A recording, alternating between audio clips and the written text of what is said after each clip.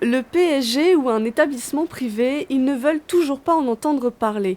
Les opposants se sont à nouveau rassemblés pour protéger les 490 hectares de terres agricoles de l'école d'ingénieurs Agro-Paris-Tech. Au bénéfice de tous, donc que ça reste public, sauvegarder ce patrimoine, ce lieu qui est rempli d'histoire. 22 syndicats étudiants étaient appelés à manifester aujourd'hui. Une partie de ces syndicats de gauche qui manifestent aujourd'hui contre le projet d'un gouvernement socialiste. Justement là, c'est la gauche qui ne renie pas ses valeurs, qui justement manifeste pour sauver ses valeurs. On est contre la précarité, c'est pas un gouvernement de gauche qu'on a en ce moment, quoi. Quelle est l'histoire du Valibou? Qui y vit? C'est grâce aux réponses des habitants du quartier que les fresques vont voir le jour. Tout ça va nous permettre à nous, designers, artistes peintres de Cité Création, de pouvoir penser les fresques monumentales qu'on va écrire, qu'on va dessiner sur leur mur, c'est-à-dire leur peau, et faire que justement ils soient fiers de ce qui va être réalisé. Aujourd'hui, la page est blanche pour nous, donc c'est à travers ces témoignages qu'on sera en mesure de pouvoir créer. Et le 9 janvier dernier, la communauté d'agglomération de Saint-Quentin-en-Yvelines procédait à sa séance d'installation. Un nouveau président et ses vice-présidents étaient élus. Un collectif de citoyens a saisi la justice, dénonçant notamment la violation du principe de publicité de la séance. Le 10 mars, le tribunal administratif de Versailles a décidé de l'annulation de 5 délibérations, dont l'élection du président et de ses vice-présidents.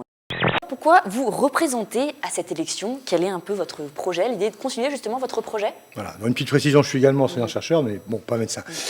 Pourquoi je me représente? Parce que j'ai des valeurs, des principes qui, à mon sens, doivent régir l'université française et l'université de Versailles Saint-Quentin-en-Yvelines. Donc, je souhaite me battre pour ces principes.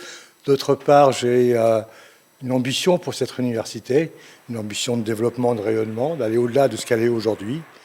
Les jeunes démocrates qui viennent de se doter d'un nouveau président au niveau national. Il a 25 ans, il est yvelinois, originaire de Viroflay, il s'appelle Antonin Grélé. Vous allez le voir à l'image justement dans les bureaux des jeunes démocrates du département. Il a fait des études de commerce, sa licence il l'a passée en Angleterre, il est aujourd'hui consultant en innovation digitale. Ça c'est pour son parcours professionnel. Son âme est tibétaine et aujourd'hui elle compte rester en France. Si le Tibet est libéré, je rentrerai, mais sinon, je ne peux pas. Si je reviens là-bas, je serai tuée parce que là-bas, j'ai pris part à des mouvements politiques. Alors, si je reviens, je serai tuée. Tibétains et Afghans cohabitent dans ce centre d'hébergement, soit comme demandeurs d'asile ou réfugiés statutaires, mais avec le même objectif, rester en France pour reconstruire leur vie.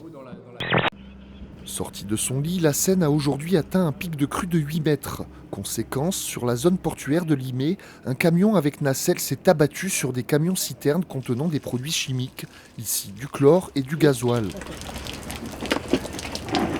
Ce scénario catastrophe est en réalité un exercice grandeur nature, un exercice de dépollution que la France va mener conjointement avec l'Union européenne. Hier soir, à Plaisir, le corps d'une femme de 54 ans a été découvert à son domicile par son mari. À son arrivée, l'homme a découvert son fils présent sur les lieux. Selon des sources policières, une bagarre entre les deux hommes aurait éclaté avant que le fils ne prenne la fuite, ce qui fait de lui le principal suspect de cette affaire. L'homme est actuellement toujours recherché. Une simple boîte en carton et pourtant, Lucas s'amuse avec sa maman. Un matériel tout simple qui aide au développement de la motricité des plus petits. Pour le coup, la tranche d'âge de la crèche, c'est toute l'évolution.